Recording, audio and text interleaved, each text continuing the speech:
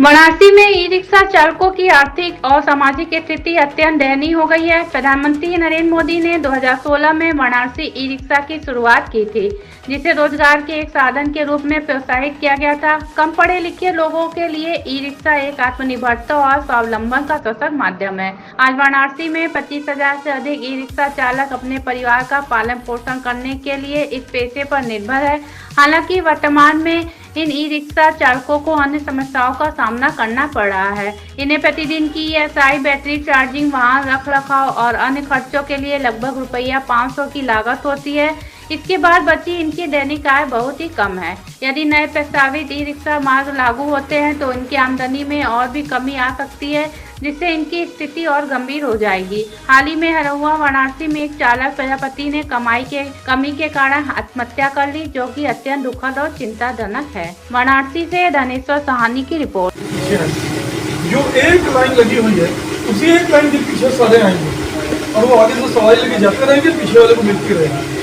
आपका दूसरा रिक्शा वाला उसके बगल में आके लगा देता है। यही आप जंगमबाड़ी में करते हैं, यही आप बनारस रेलवे स्टेशन पे करते हैं, यही आप लंका पे करते हैं। जहाँ भी आप चलते हैं वहाँ ई रिक्शा के सभी ड्राइवर यही करते हैं। ई रिक्शा के सभी ड्राइवरों के पास मुझे पता नहीं ड्राइविंग लाइसेंस बनवाने की जरूरत होती है कि नहीं होती है। कोई नॉलेज नहीं होती ट्रैफिक की, कुछ नहीं पता होता है कि हमें कैसे मोड़ना है, कहाँ मोड़ना है।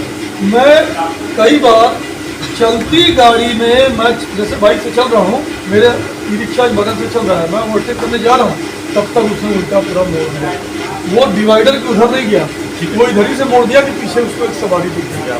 कई बार एक्सीडेंट होते होते मैं बचा हूँ। तो ये जो आरोप आपके ऊपर है ये बिल्कुल जेन्युइन है। प्रशासन बिल्कुल सही आरोप आपके ऊपर लगा रहा है। प्रशासन ने शहर के ट्रैफिक को कंट्रोल करने के लिए और आपकी भीड़ को, आज की डेट में जैसे ये ऑफिस है, इस ऑफिस में 5 लोगों के काम करने की जगह है, 50 लोगों को नौकरी दे दी जाए तो कहाँ बैठेंगे, कहाँ करेंगे। वही स्थिति बनारस में ई रिक्शा की हो गई है। ई रिक्शा इतने अधिक हो गए हैं तो उन्हें कंट्रोल करना बिल्कुल जरूरी हो गया है।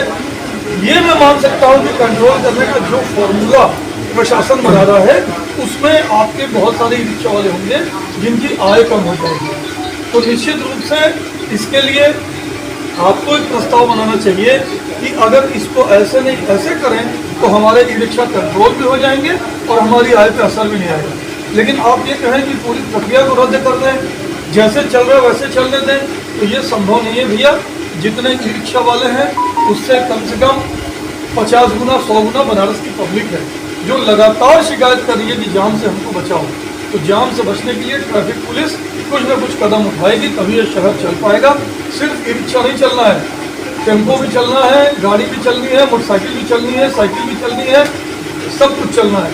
तो सब कुछ चलता रहे, बनारस की पब्लिक को भी चलने की जगह मिले, इसके लिए कोई कार्य योजना बनानी पड़ेगी। अगर आपके पास ट्रैफिक पुलिस या प्रशासन द्वारा बनाई गई कार्य योजना से बेहतर कोई सुझाव है तो उसे लिखित रूप में मुझे दे दीजिए। मौखिक बहुत समझ में नहीं आएगा, लिखित बना लीजिए। मैं कोई टाइम तय करूंगा जिसमें आपका प्रतिनिधिमंडल रहेगा, मैं रहूंगा, बनारस का प्रशासन रहेगा, बैठ के आपके प्रस्ताव का हम लोग विचार करेंगे। कोई रास्ता ऐसा निकालेंगे कि ट्रैफिक भी चले और आपकी रोजी भी चले। आपकी रोजी घटे ऐसा किसी की मंशा नहीं है। मंशा बस इतनी है कि ट्रैफिक पूरा चलता है। अब आपको पूरा टोटो चालकों का चलना है, जितना जरूरी उनकी आय के साधन के बने रहना है उतना ही जरूरी बनारस में ट्रैफिक का बने रहना है। आज कई स्थानों पर ऐसी स्थिति है, बनारस रेलवे स्टेशन, गोदोलिया चौराहा, आपका कैंट रेलवे स्टेशन, एक पर एक कई टोटो एक साथ आ जाते हैं, जाम लग जाता है। एक प्रॉपर प्लान बनाना पड़ेगा कि एक बार में एक गाड़ी आए, उसके पीछे दूसरी रहे, उसके पीछे तीसरी रहे, और एक रूट प्लान बनाना पड़ेगा। जो प्लान प्रशासन ने बनाया है उससे ये सहमत नहीं है।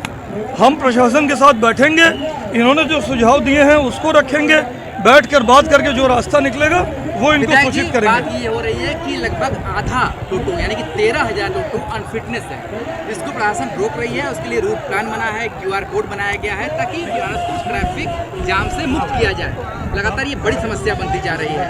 ऐसे में ये कोई नियम मानने को तैयारी नहीं है और पुलिस प्रशासन कहती है कि हमें अगर सरकार का सहयोग मिलेगा तभी हम बनारस को ट्रैफिक जाम से मुक्त कर। देखिए, अब मैं प्रशासन का प्लान मेरे पास आ चुका है और इनका बताया प्लान आ चुका है। दोनों प्लान लेके बैठूंगा तभी कुछ बता पाऊंगा। अभी कुछ कहने की स्थिति में नहीं हूँ, प्रशासन से बैठक करके बताऊंगा। बीच का रास्ता निकलने की प्रयास करेंगे, पूरा प्रयास करेंगे, क्योंकि ये जो है ठीक है, इनमें से बहुत लोग हैं जिनको यातायात नियम का ज्ञान नहीं है, जिनकी वजह से जाम लगता है, लेकिन इन्हें टीच करना, इन्हें ट्रेंड करना भी प्रशासन की जिम्मेदारी है।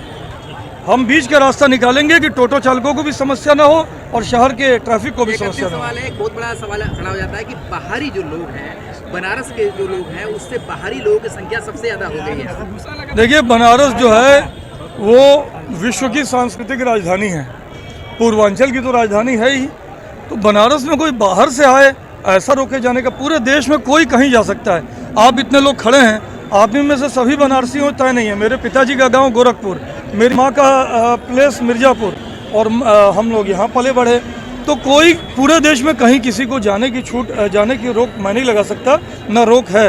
लेकिन जो जहाँ रहे व्यवस्थित ढंग से रहे और व्यवस्था पर उससे कोई समस्या ना आए, ये इसे सुनिश्चित करना हमारा काम है, ये हम करेंगे। हम लोग 5G में जी रहे हैं, लेकिन जिस तरीके से कहा जाता है कि ऑटो को हटाना चाहिए, लेकिन टोटो को क्यों? क्योंकि ये प्रदूषित मुक्त है। ऑटो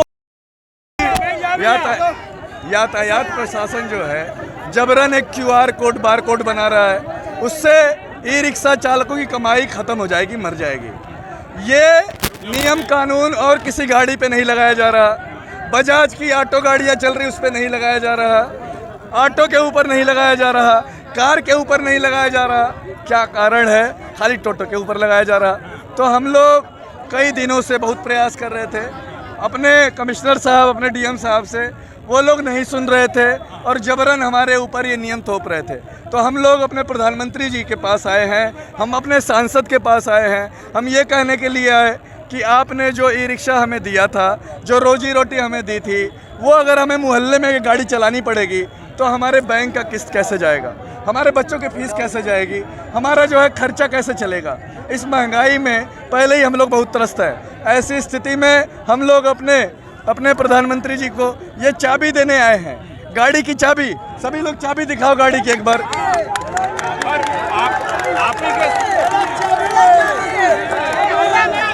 ही के समुदाय के लोग, आप ही के कुछ ऑटो चालक लोग हैं वो सरकार के पक्ष में है, वो जबरदस्ती। देखिए जो लोग यातायात प्रशासन के इशारे पे, कंपनियों के इशारे पे हैं, यातायात प्रशासन के इशारे पे काम कर रहे हैं, वो जा रहे होंगे।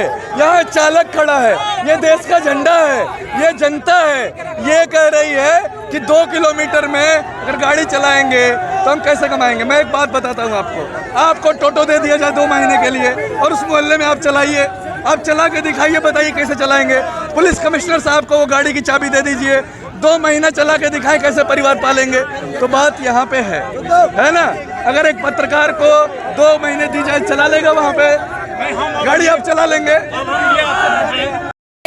सारनाथ मंडल से महिला मोर्चा की ओर से हूँ। मैं भी एक टोटो चालक हूँ, मैं एक विधवा महिला हूँ और लक्सा थाने पे टेम्पू लगाया जाता है, पर मैं इधर उधर गाड़ी घुमा के लाती हूँ तो हमारी गाड़ी नहीं लगाने दिया जाता। और ऐसे ही मैं जबरदस्ती लगाई तो गीता लेडीज पुलिस लक्सा थाने की, उन्होंने मेरे सिलेटर की तार तोड़ी, हमने हटाया उनको और हटाने से उन्होंने मुझे डंडा मारा है उसका, मेरे पास पूरा सबूत है उसका। और उसके बाद जब आते हैं दरोगा और लक्सा थाने के तो कहते हैं गाड़ी हटा, जब कहते हैं कि नियम कानून सबके लिए कि एक के लिए है, तो कहते हैं कि ये टोटो लक्सा थाने से लगाए जा रहे, तुम की लोग की नहीं है, तुम लोग हटो।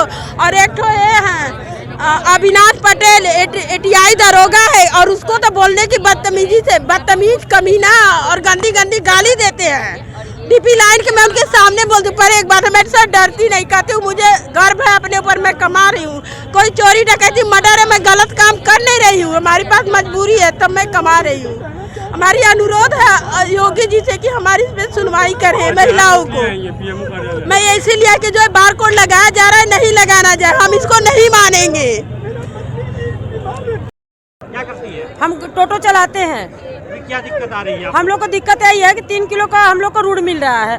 3 किलो में सर हम लोग गाड़ी का फिटनेस का पैसा भरेंगे कि इंश्योरेंस का पैसा भरेंगे कि अपना घर परिवार चलाएंगे कि गाड़ी का खर्च भरेंगे कि गाड़ी का लोन भरेंगे, क्या क्या कर सकते हैं बताइए। हम लोग कैसे चले? इससे बढ़िया हम लोग चलेंगे नहीं। अगर रूट बट जाएगा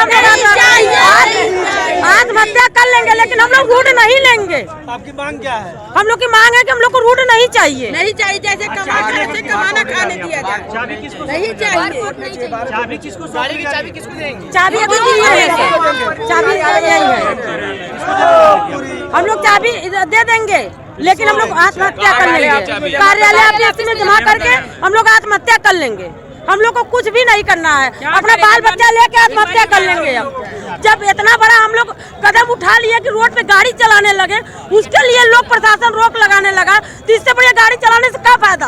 आत्महत्या करके मर जाइए। हम लोग के लिए योगी जी लोग कर लेंगे। मोदी जी कहते हैं ना बेटी बचाओ बेटी पढ़ाओ। जब बेटी की खातिर हम लोग इतना बड़ा कदम उठा लिए, रोड पे गाड़ी चलाने लगे, उसके खातिर रोक लगने लगा। हम लोग प्रशासन का गाड़ी सुनते हैं, प्रशासन का बात सुनते हैं।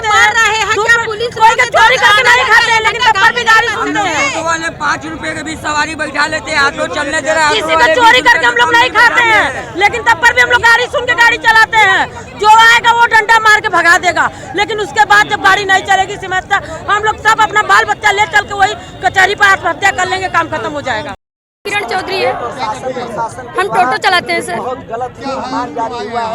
हम लोग इसलिए आए हैं क्योंकि हम लोग को टोटो चलाने में दिक्कत होती है। यूर कोड लगाना चाहते हैं, हम लोग नहीं लगवाना चाहेंगे, क्योंकि यूर कोड लगवाने पर 3 किलोमीटर पे ही चलने दे रहे हैं गाड़ी। 3 किलोमीटर में हम लोग भाड़े की गाड़ी चला रहे हैं। कितना कमा लेंगे कि हम अपना घर गृहस्थी चला लेंगे, कि हम उनको भाड़ा दे सकेंगे? 400 रुपये भाड़ा है, बताइए। हम लोग अपना खुद का चलाएं कि उनका दें? और एक नजदीक जाने के लिए भेलूपुर जाना हो तो 10 रुपए एक सवारी का है, और सवारी जरूरत नहीं है कि 5-6 सवारी एक साथ ही बैठे सर। 1-2 कोई ऑफिस जा रहा, कोई कहीं जा रहा, तो जल्दी चलिए सर, जल्दी मैडम चलिए, जल्दी मैडम करते हैं। बताइए, एक लोग का 10 रुपया मिलेगा, जब हम 10 चक्कर लगाएंगे तब जाके 100 रुपया मिलेगा। 100 रुपये में हम घर चलाएंगे कि हम उन्हें देंगे? आप बताइए। हमको एयरपोर्ट से नहीं लगवाना सर, ये बंद किया जाए। और लगी जाम की बात, जाम लगती है उसके लिए प्रशासन को ये किया जाए कि पुलिस लगाते हैं जो तो घूस लेते हैं। अगर हमें गुदौलिया तक जाना है तो उनको 100 रुपये दो, तब जाके अंदर तक जाने देते हैं, नहीं तो नहीं जाने देते। तो ये बंद किया जाए। जितनी हम लोग मेहनत कर रहे हैं उतना हर जनता कर रहा है। आप भी मेहनत कर रहे हैं, हम भी मेहनत कर रहे हैं। इतनी बड़ी धूप में हम लोग कैसे करते हैं हम लोग खुद जानते हैं। इसके लिए पुलिस वाले नहीं सुनते। अगर ज्यादा बोलो तो लेडीजों का तार तोड़ देते। 2 मिनट। अगर हम लोग ज्यादा बोलते हैं सर हमको जाने दीजिए, प्लीज एक बार उनसे हाथ जोड़ के रिक्वेस्ट करते हैं, सर एक बार जाने दीजिए, तो क्या बोलते हैं कि तू अलग से आइए क्या, साइड करके तार तोड़ देते हैं। तार तोड़ना वो नहीं है, आप मुंह से बोल सकते हैं। हम लोग ये सोच के आए हैं कि अगर वार कोट लगाना है तो आप सर चाबी ले लीजिए, हम लोग को नहीं चाहिए। और हम लोग को कुछ ऐसे रोजगार दीजिए जिसमें हम लोग का चल सके। हमारे भी 2 बच्चे हैं और हमारे आदमी की तबीयत खराब रहती है, और हम नहीं कर पाएंगे सर अपना घर खर्चा नहीं निकाल पाएंगे। मेरा परिचय, मेरा नाम सोयब है, इंटर तक पढ़े हैं, बैटरी रिक्शा गाड़ी चलाते हैं सर। पहले चलाते थे गाड़ी, सुकून से एकदम सही रहता था। समस्या ये अब आ रही है कि QR कोड मिल रहा है। QR कोड का मतलब कि वो गली गली वाला रास्ता पकड़ के जाना रहेगा। और बनारस की गली आप जान ही रहे हैं कितनी पतली पतली है। एक तो ऐसे गाड़ी घोड़ा वाले से गाली सुनना पड़ता है, और ऊपर से जो है कि जो गली में गाड़ी चलेगी, घर द्वार वाले सब एक गली में कितनी गाड़ी चलाएंगे। सिटी परमिट का गाड़ी लिए है सर, तो सिटी में नहीं चलाएंगे तो कहाँ चलाएंगे? है सर, अगर हम कजाकपुरा के रहने वाले हैं, अगर हमको लंका आना है, किसी पैसेंजर को लेके आना है, तो क्या पैसेंजर 3 गाड़ी चेंज करेगा? या तो फिर हम सिर्फ हम लोग के लिए सिर्फ बैटरी रिक्शा वाले के लिए ये लॉन्च हुआ है सिर्फ। और लोग कहते हैं कि हम लोग के वजह से जाम लगता है। सर, बनारस में सिटी में बस नहीं चलनी चाहिए। हम लोगों को अगर QR कोड देना चाहिए तो रिंग रोड पे हम गाड़ी नहीं चला सकते हैं, इसका QR कोड देना चाहिए, क्योंकि ये गाड़ी रिंग रोड पे चलने वाली नहीं है। पड़ाव के बाद नहीं जा सकते, आशापुर के बाद नहीं जा सकते, इधर रोहनिया के बाद नहीं जा सकते, क्योंकि ये रिंग रोड पे चलने वाली गाड़ी नहीं है। उसके लिए मना करना चाहिए। तो सिटी परमिट की गाड़ी है, 40,000 का हम सिटी परमिट लिए हैं सर। आज आप लोग पीएमओ कार्यालय पे किस लिए आए? इसलिए है कि हमारी जो है कि समस्या को सुना जाए और जैसे पहले चलते थे सर वैसे हम लोग का समाधान पूरा कर दिया जाए सर, यही समस्या वापस करने और चाबी भी देने आए कि अगर हमारी मांगे नहीं पूरी होगी तो इसी जगह चाबी रख के चले जाएंगे सर, क्योंकि इस समय कमाई कजाई 1 रुपया नहीं हो रहा है। 3 दिन 4 दिन से हड़ताल पे बैठे हुए हैं, कोई सुनवाई नहीं हो रहा है सर। सर मैं अपील यही कर रहा हूँ सर बताइए ये बहुत अत्याचार हो रहा है। मैं मतलब कैसा पैसा जुगाड़ करके किस्त पे गाड़ी निकाला हूँ, कैसे भरूंगा? अगर बैंक वाला अगर मान जाए तो ठीक है, बैंक वाले को तो हम लोग तो लोन पास करवा दिए भाई, अब तो हमको भरना है, मर के भरना है या जी के भरना है। अभी लॉकडाउन लगा था तब भी हम लोग में भरा, कैसे भरा? मुख्य समाचार यही है कि हमको जो ऑपरेशन जैसे जो पब्लिक का मान है, जैसे जनता हमारी जो कर रही है, जो भाई बंधु मेरे आए हैं, हमको यही मतलब गिलवा शिकवा ये है कि वो हमारी सरकार ये सुने कि जो ये बांट रहे वो ना करे। अगर मेरे को अगर मरीज लेकर कैंट अगर लंका लेकर जाना होगा, अगर कोई भी पैसेंजर अगर कैंट से आ रहा है बीमार होकर, हेरिटेज हमको लेके जाना है, लंका लेके जाना है, बेचू लेके जाना है, तो कैसे लेके जाए जब वहाँ गाड़ी नहीं रहेगी? अब ऑटो वाले पे कोई पाबंदी नहीं, ऑटो वाले जहाँ मांग रहे हैं वहाँ चले जा रहे हैं, वो जगमबाड़ी तक चले जा रहे हैं। उसके बाद पुलिस वाले जगमबाड़ी में पैसा खा रहे हैं, 100-200 जगह तुरंत लिखा के चले जा रहे हैं। उनको भी करिए ना, हमारे 300 रुपया देकर रात में चल रहे हैं, दिन में चल रहे हैं, 9 एंट्री में चल रहे हैं, ये क्यों चल रहे हैं? एक बस अगर एक गाड़ी 2 लाख रुपया का पड़ रही है किस्त में सर, ये बताइए कि हम लोग कैसे कैसे भरे? बताइए, कैश उतना औकात नहीं है लेने को। 1,65,000 60,000 कैश आ रहा है, नहीं लेना चाह रहे हैं तो 2 लाख 2.5 लाख रुपया पड़ जा रहे, 2 लाख 20 लाख पड़ जा रहे, कहाँ देते हैं? वही समस्या है कि भाई सभी को दिक्कत है। 1 लाख अहमद दिक्कत ये आ रही है कि देखिए जो टोटो भाई लोग हैं उन लोगों को लोकल में मिल रहा है गली में 3 किलोमीटर चलाने के लिए। अब 3 किलो में उनका पेट कैसे चलेगा? आप लोग की क्या मांग? हम लोगों का ये है कि जो हम लोगों का रोड तक चलता है, जैसे काशी के अंदर, कैंट के अंदर, तो हम लोगों को वहाँ चलने का आदेश मिले। हम लोगों को आदेश चाहिए और कुछ नहीं चाहिए। आज आप लोग कहाँ हैं, क्या कर रहे हैं? आज हम लोग आए हैं कार्यालय भाई अपनी बात रखने के लिए। अब कोई बात नहीं है, हम लोग जैसे गाड़ी चलता पहले जैसे चलता रहा तभी हम लोग खुश रहेंगे। हैं। गोलू उपाध्याय मेरा नाम है, मैं राष्ट्रीय कमेटी का सदस्य हूँ समाजवादी पार्टी। आज किस तरह की मांग को लेकर यहाँ धरना प्रदर्शन किया जा रहा है? निश्चित तौर पे यहाँ पे टोटो चालकों द्वारा जो है एक अनशन किया जा रहा है, जो लगातार कई दिनों से चल रहा था, और इस अनशन को हम लोग अपनी बातों को शांतिपूर्वक शास्त्री घाट पे रख रहे थे, लेकिन बनारस के शासन प्रशासन द्वारा इसमें कोई सुध नहीं लिया गया।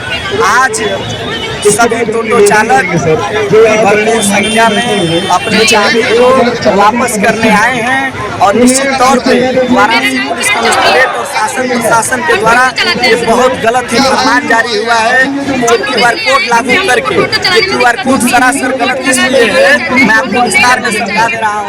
अगर मैं यहाँ धाम चौराहे पे और हमारा घर यहाँ है तो मेरा एक दायरा बना दिया जा रहा है। अब ये बताइए उस दायरे में रह के कमा सकता है? जो पहले से आज से लागू नियम कई सालों से चल रहा है, उसी नियम को लागू रहने दिया जाए।